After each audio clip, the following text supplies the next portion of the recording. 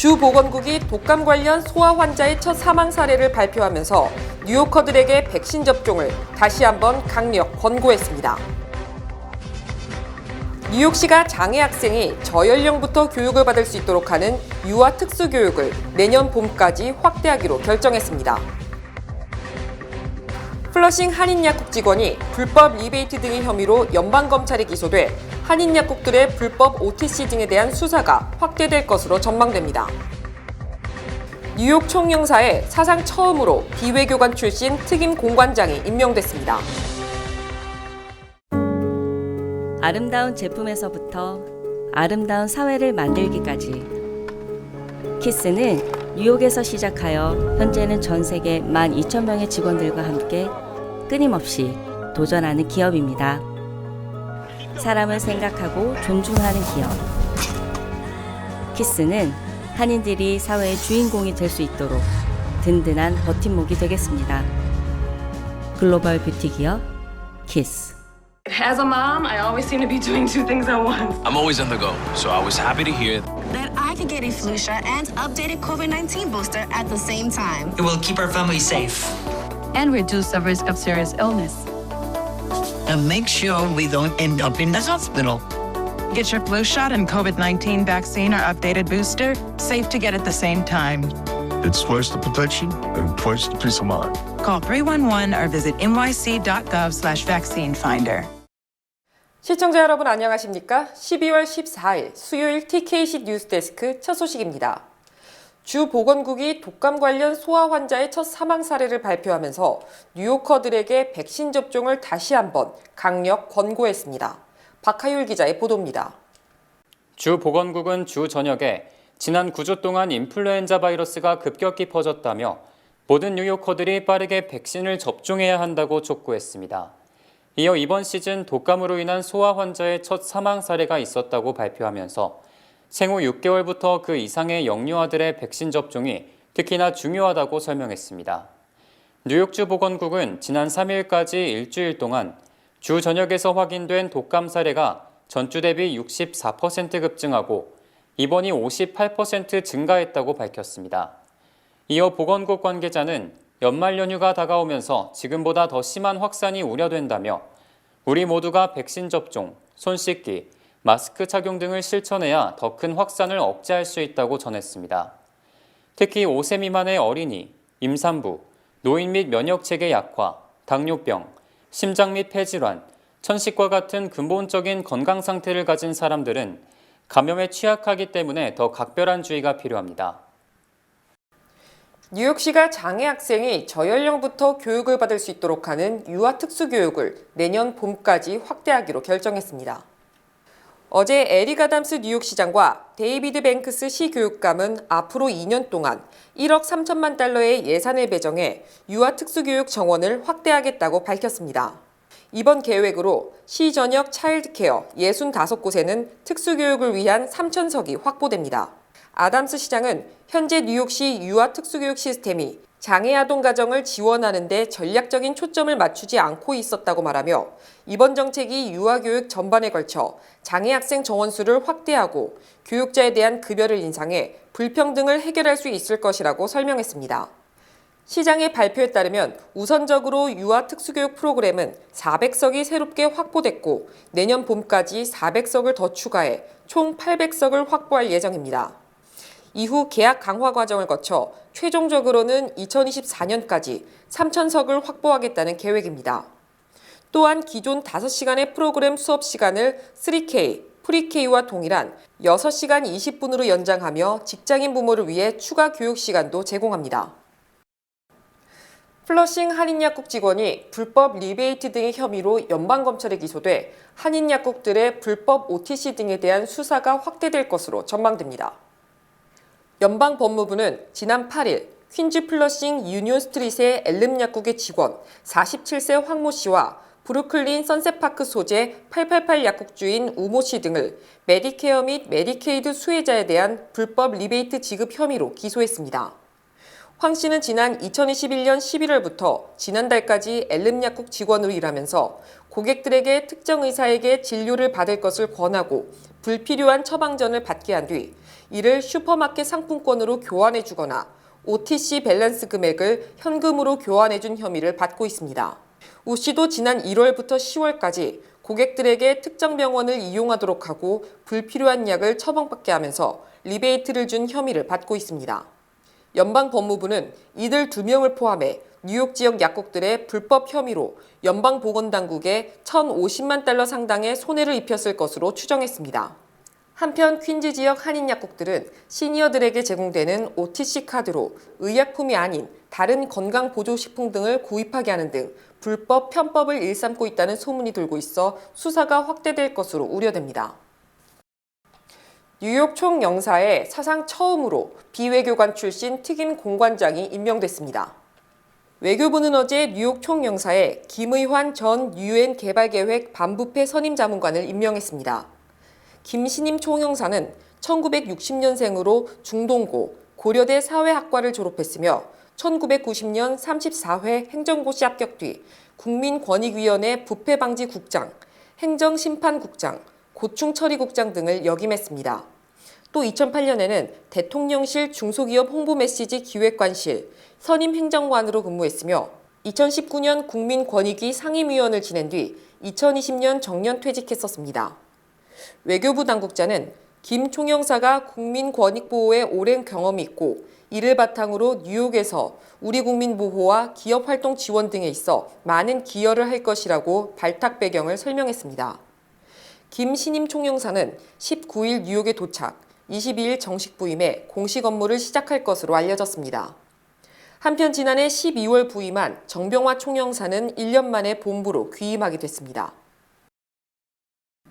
뉴욕시의회가 플라스틱 식기 도구 사용을 줄이기 위한 조례안을 추진하고 있습니다. 뉴욕시의회가 식당이 고객에게 테이크아웃, 배달 서비스 제공 시 스푼, 포크, 나이프 등 도구와 추가 용기, 조미료 패킷 등을 고객이 요청했을 경우에만 제공하도록 하는 조례안을 추진하고 있습니다. 조례안 주요 발의자인 마조리 발라지케즈 시의원은 해당 조례안은 뉴욕시 환경보호에 일조하고 비즈니스에 소요되는 많은 비용을 절약할 수 있도록 도울 것이라며 시의회가 무리 없이 조례안을 가결할 수 있을 것이라고 전했습니다. 이와 관련 요식업계도 조례안과 관련해 긍정적인 반응을 보이고 있지만 재정적 영향을 끼치진 않을까 우려하는 목소리도 나오고 있습니다. 뉴욕주 레스토랑협회 관계자는 식당에게 막대한 재정적 책임만 묻지 않는다면 마다하지 않을 소식이라고 밝혔습니다. 조례안은 플라스틱 식기도구 제공 제한을 따르지 않는 식당의 경우 첫 적발 시 $100, 1년 내 반복 적발 시 최대 $300의 벌금을 물도록 명시하고 있습니다.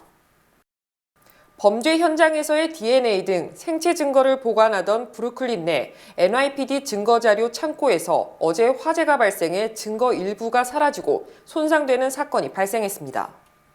어제 브루클린 콜롬비아 스트릿에 위치한 창고에서 화재가 발생해 지난 수십 년간의 생체 증거들과 범죄 현장에 있던 차량, 스쿠터, 이바이크 등이 손상되는 사건이 발생했습니다.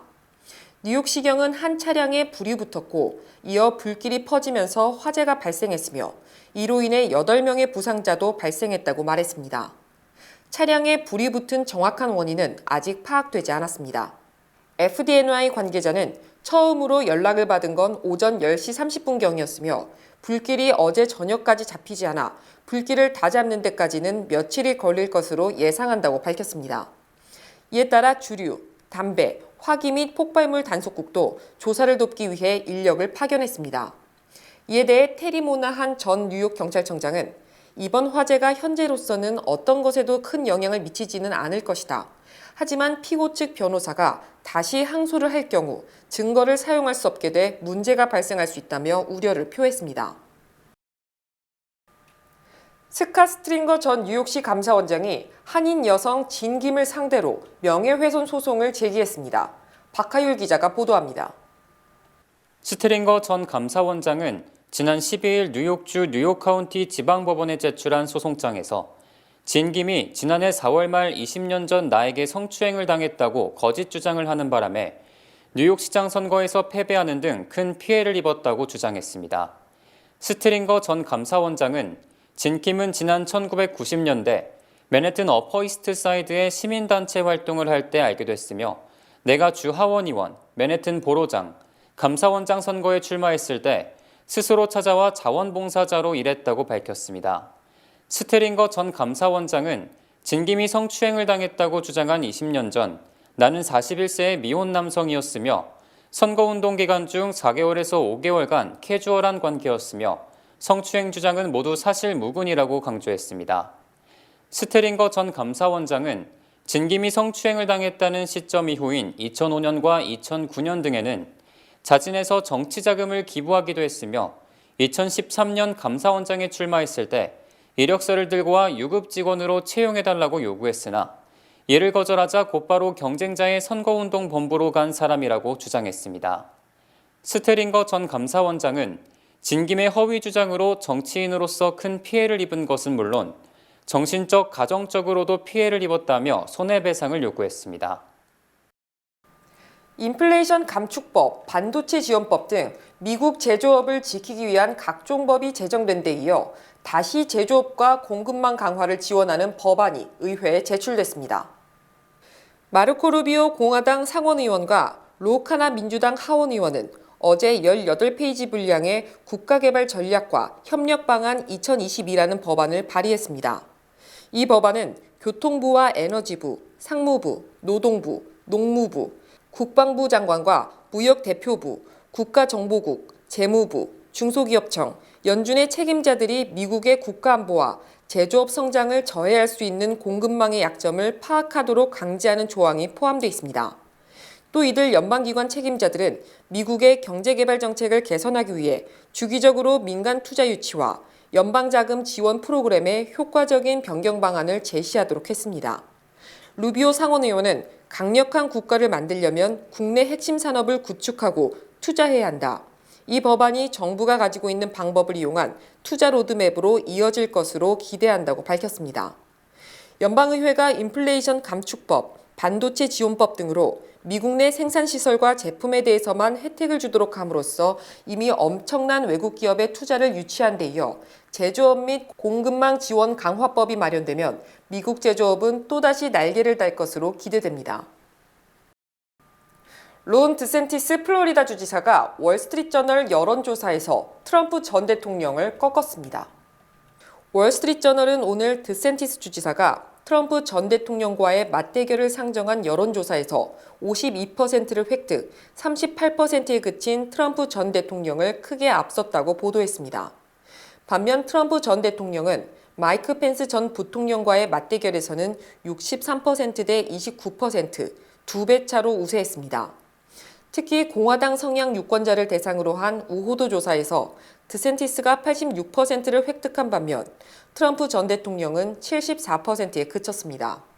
또 전체 유권자를 대상으로 한 우호도 조사에서 드샌티스 주지사가 43%인 반면 트럼프 전 대통령은 36%에 그쳤으며 트럼프에 대한 우호도는 지난해 11월 이후 최저입니다. 특히 공화당 성향 유권자를 대상으로 한 우호도 조사에서 드샌티스가 86%를 획득한 반면 트럼프 전 대통령은 74%에 그쳤으며 이는 지난 3월 85%에서 11%포인트 하락한 것입니다. 또 트럼프 전 대통령에 대한 비우호도도 13%에서 23%로 치솟는 등 중간 선거 이후 트럼프 전 대통령에 대한 부정적 평가가 일시적인 것이 아님을 보여주고 있습니다. 세계 3위 가상화폐 거래소 FTX의 최고 경영자가 연방검찰의 사기 혐의 등으로 기소된 가운데 FTX 잔존자산 처분권을 둘러싸고 미국과 바하마가 힘겨루기를 벌이고 있습니다. 바하마 정부는 지난 12일 샘 뱅크맨 프리드를 체포, 폭스힐 교도소에 구속, 수감했으며 어제 그의 보석 청구를 기각하고 내년 2월 8일 송환 재판을 열 것이라며 그때까지 구금하라고 명령했습니다. 또 뉴욕 남부연방검찰은 어제 샘 뱅크맨 프리드를 8개 혐의로 기소한 공소장을 공개했으며 혐의가 인정될 경우 최장 115년의 징역형이 가능하다고 밝혔습니다. 이 같은 상황에서 현재 가장 관심을 끄는 부분은 FTX 피해를 수습할 수 있는 자산의 확보이지만 미국이 이를 몰수하기가 힘들 것으로 보입니다. 바하마 정부가 일단 샘 뱅크맨 프리드의 신병을 확보한 가운데 FTX가 2억 6천만 달러 상당을 투입, 바하마에 매입한 부동산 35개에 대해 우선권을 주장하고 있습니다. 바하마 정부는 이미 델라웨어 연방파산법원에 FTX가 바하마 소재 기업인 만큼 파산 문제는 바하마 법원 관할이므로 파산 절차를 중단해달라고 요청, 바하마 소재 FTX 자산을 자신들이 통제하려 하고 있습니다. 반면 미국은 FTX의 투자금 18억 달러 중 11억 달러가 미국인들의 투자금이며 현재 프리드가 대부분의 공금을 횡령, 남아있는 자산이 거의 없기 때문에 바하마 부동산이라도 확보해야 피해 보상이 가능한 상황입니다. 하지만 바하마 정부가 프리드의 신병을 확보한 데다 잔존 재산의 대부분인 부동산 역시 바하마에 존재하기 때문에 바하마 정부가 계속 우선권을 주장할 경우 넘겨받기 쉽지 않을 것으로 예상됩니다. 주요 단신 전해드립니다.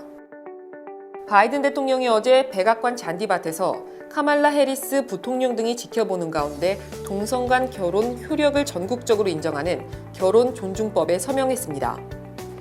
괴수 교환 협상에 비판이 쇄도하자 백악관이 이번 주말부터 전직 해병대원 폴 휠렌 석방교섭을 벌인다고 밝혀 졸속 협상이 우려됐으나 러시아는 아예 협상 일정이 없다고 발표, 바이든 행정부가 또다시 코너에 몰렸습니다.